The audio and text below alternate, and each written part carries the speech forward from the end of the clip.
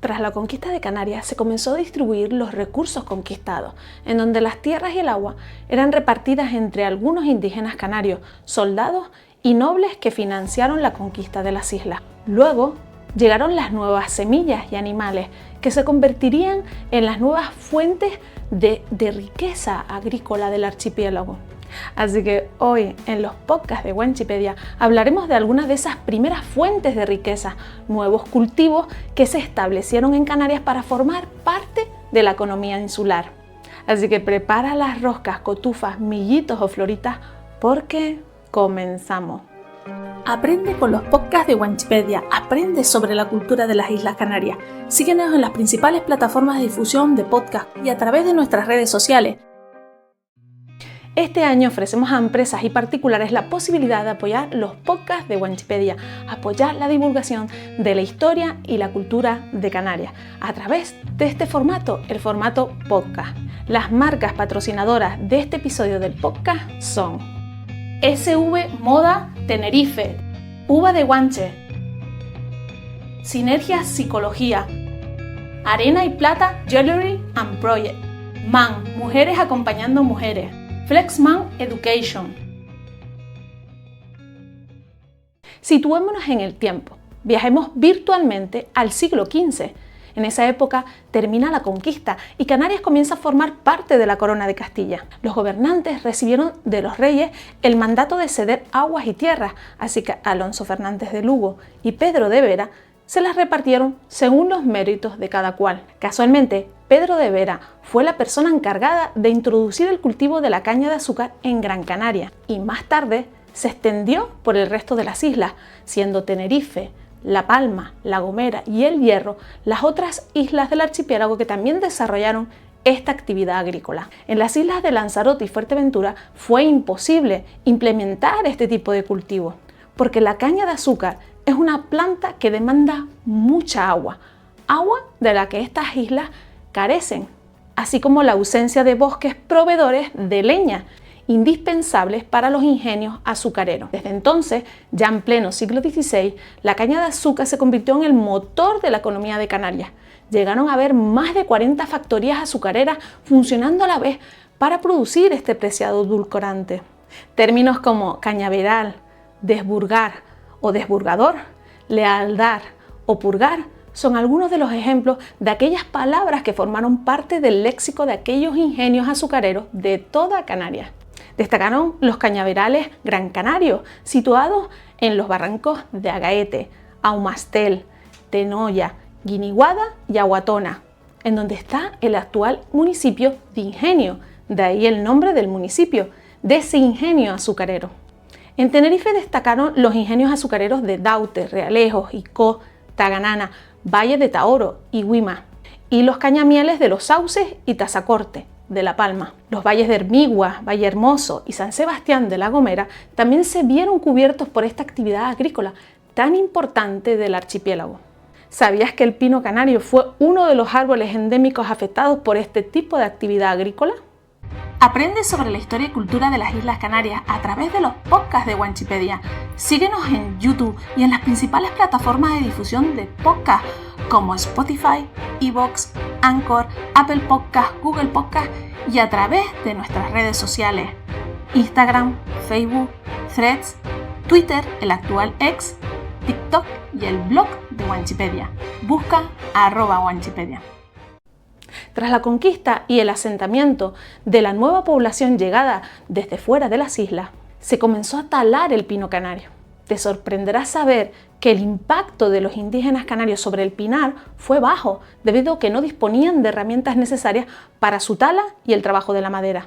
Es verdad que se han encontrado utensilios hechos de pino y en ocasiones lo utilizaban para los techos de sus viviendas, pero no de manera intensiva y tan agresiva como así se hizo tras la conquista. En definitiva, el pino canario se empezó a talar para, primero, crear los núcleos de población, segundo, utilizar la madera para construir viviendas y tercero, para habilitar espacios para el cultivo y el pastoreo. Sin embargo, lo que asestó un golpe casi mortal al pino canario fue la utilización de la madera como combustible para alimentar los hornos de los ingenios azucareros y los hornos que generaban brea.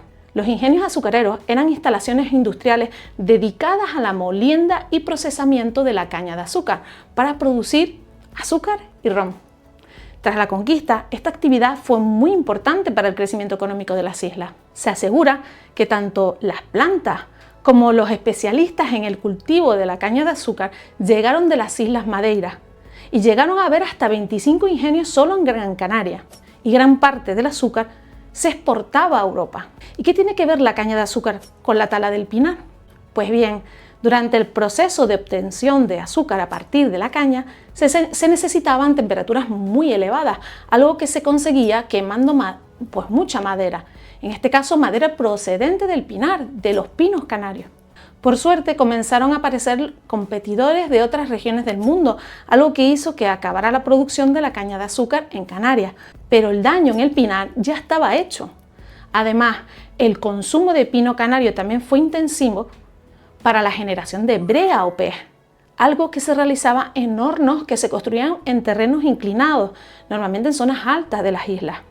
El pez o brea negra se utilizaba para calafatear o impermeabilizar los barcos.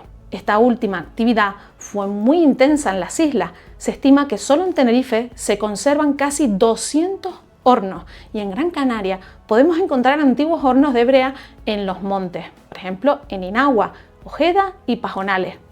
De ahí que también existan topónimos como los Llanos de Pez, la Presa de los Hornos o la Montaña de los Hornos.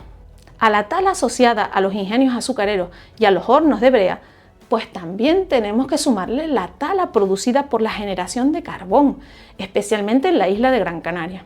Además, los incendios relacionados por la acción humana llevaron a las islas a una situación que es la que tenemos en la actualidad. Solo quedan pinares importantes en Tamadaba, Pajonales e Inagua en Gran Canaria, la caldera Taburiente y Cumbres del Sur y del norte de La Palma, los de Vilaflor, La Esperanza y Co en Tenerife y los del Pinar en El Hierro. Si todo esto no hubiera ocurrido, si no hubiera existido los ingenios azucareros, los hornos de brea y los incendios provocados por el hombre, los bosques de pinar ocuparían grandes extensiones de terreno en las islas. Eso sí, en un intento de cambiar esta situación, entre el año 1946 y 1972 se comenzó a repoblar el pinar en distintas zonas de las islas. Sin embargo, se utilizó el pino insigne en lugar de pino canario, debido a su mayor crecimiento. Lo que no se tuvo en cuenta es que ese pino traído de fuera es menos resistente ante los vientos alisios y la escasez de agua. De ahí que el estado actual de los pinos insignes sea deplorable, constituyendo un riesgo de incendio y una mancha paisajística para la cumbre isleña. Por ello, se ha puesto en marcha un plan de 15 años para sustituirlos por pino canario. Seguro que te preguntarás, ¿por qué el pino canario tiene la capacidad de resistir incendios y el calor de las erupciones volcánicas? Escúchalo en uno de los últimos podcasts de Wanchipedia, que te invito a escuchar en nuestro canal de YouTube o leerlo en el blog de Wanchipedia. Aparecieron otros cultivos para sustituir la caña de azúcar en Canarias. Aprende sobre la historia y cultura de las Islas Canarias a través de los podcasts de Wanchipedia. Síguenos en YouTube y en las principales plataformas de difusión de podcast como Spotify, iVoox, Anchor, Apple Podcast, Google Podcast y a través de nuestras redes sociales: Instagram, Facebook, Threads, Twitter, el actual X, TikTok y el blog de Wanchipedia. Busca @Wanchipedia. El monocultivo de azúcar no duró mucho en las islas. Los costes de producción y la competencia americana hizo bastante daño al sector. Y de ahí que los colonos se animaran a introducir el cultivo de la viña en Canarias. Desde entonces el vino se convirtió en el nuevo producto de exportación. Aunque se asegura que antes de su producción masiva, las primeras viñas nacieron en Fuerteventura, entre 1402 y 1412, las llamadas viñas de Aníbal, pertenecientes al hijo del conquistador Gadifer de la Sal. En otras islas, como en Tenerife, las primeras viñas cultivadas pertenecían al portugués Fernando de Castro, las cuales fueron plantadas en 1457.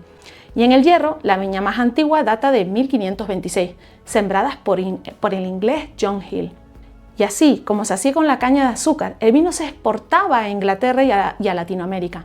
Además, el trueque fue esencial en los intercambios. Primero azúcar por las obras de arte flamencas, por ejemplo en La Palma, mientras que el vino se intercambió por productos manufacturados de Inglaterra y por metales preciosos de Latinoamérica.